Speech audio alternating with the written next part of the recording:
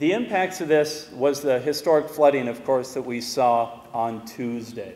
The flooding which eventually reached down into Doney Park, which is approximately where the X is in this image. The combination of the scarring of the soil from the burn, the depletion of all of the vegetation in that area, the hydrophobic soils, the extremely heavy rainfall in that area caused a hydrologic response, or a flood response, that had previously not been seen before over this drainage. Next. What you're going to see now are a couple reflectivity images from yesterday's event. Again, this was a lesser flood event for the timberline area, however, every bit as significant for those folks in Doney Park. Okay? You can see that at this time, approximately 10:45, a much smaller area of heavy rain centered over the burn area, which really did not last that long, only about 10 to 20 minutes. Next slide. And then it moved out, the heavy rain moved basically east, down into the residential areas that typically flooded. We saw very heavy rains in Timberline, very heavy rains, Hutchison Acres, and Doney Park, resulting in a total of, and next slide, approximately 1/3 to 8/10 of an inch of rainfall for this event. The response of this event was very different than the event on the 16th, the other lesser flood event. The soils were already moist. A lot of the channels which had channeled water had been scoured out, so water flowed much more freely down those drainages. So we saw, again, a very significant response, flooding in Doney Park, but lesser flooding in the Timberline area. Next slide, please. So essentially, what is the likelihood that we're going to see events like this in the future? What we do is we go back through history and look at precipitation amounts and intensities in the past and correlate that to a likelihood of a future similar event.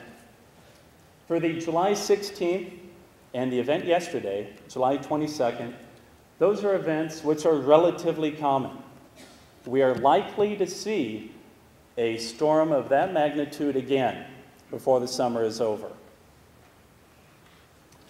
But the impact of the flooding will be greatly dependent on the surface conditions, on what kind of improvements have been made to drainage, on how moist the soil is, on whether we had storms immediately prior to the event which causes the flooding. It's very sensitive to what, or the flooding which is going to happen is very sensitive to what has happened just prior to it and what the surface conditions are in the area.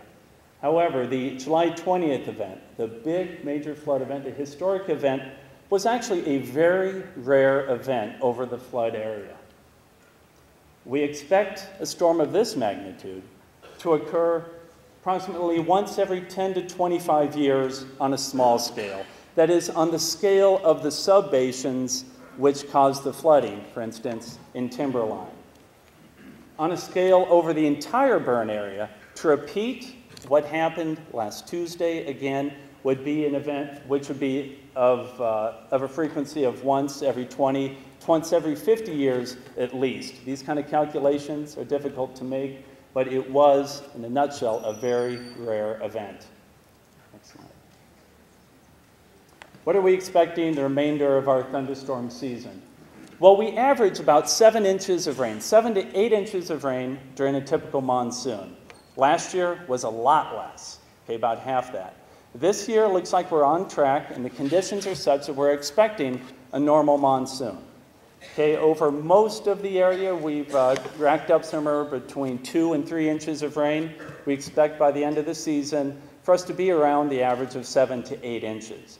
That means over the flood areas, those areas which are sensitive, we're expecting another 4 to 5 inches through the rest of the year. That's average. That's what normally happens. What we hope happens is that that moisture comes in small doses. Okay? Warnings will continue to be issued by our office whenever we see flash flood conditions impending. We're going to be issuing flash flood warnings for the lesser events and the major events.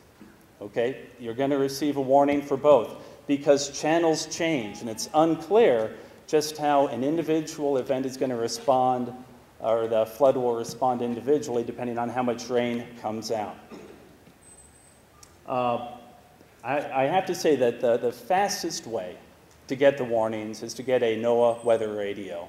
As soon as we issue the warnings, those radios are tone alarmed to immediately alert you of the event. It happens immediately.